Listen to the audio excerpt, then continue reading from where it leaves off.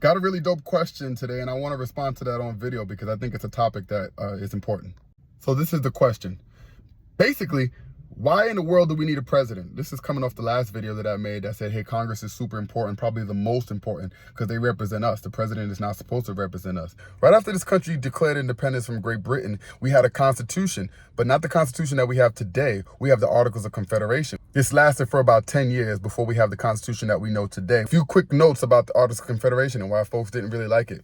The first one is that the government, the federal government that is, couldn't collect taxes. So the state government had to collect taxes directly from its people. The second thing is, obviously coming from that relationship with Britain, they didn't like kings, they didn't like monarchs, they didn't like tyrants. So there was no king, there was no president in this first constitution. So how did it go from not having a president to like, oh, you know what, we need a president? Something that told them that they needed to probably update this Articles of Confederation and this no president thing is an event that we now call Shays' Rebellion.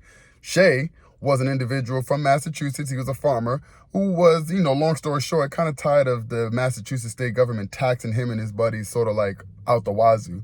And so he went to the state capitol and really laid it in thick and really revolted, and it was a whole mess.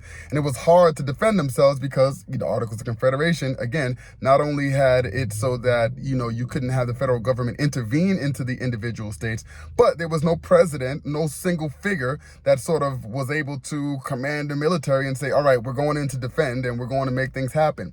And so therein lies the change. Which is why the president is one person that can quickly make decisions on how to move the military to defend.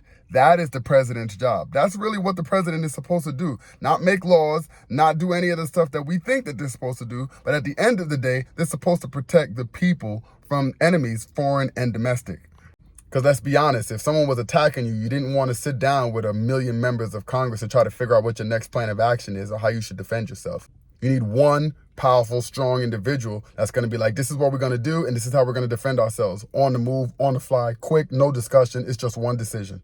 That's why you have a president. By the way, quick side note, similar to the Shays' Rebellion, this here should have been handled by the president because that's the job of the president. That's what they were instituted to do in 1787 in the Constitution. Should have been handled by the president, but unfortunately it wasn't. I don't know why. Go figure. Maybe the president should have done his job then.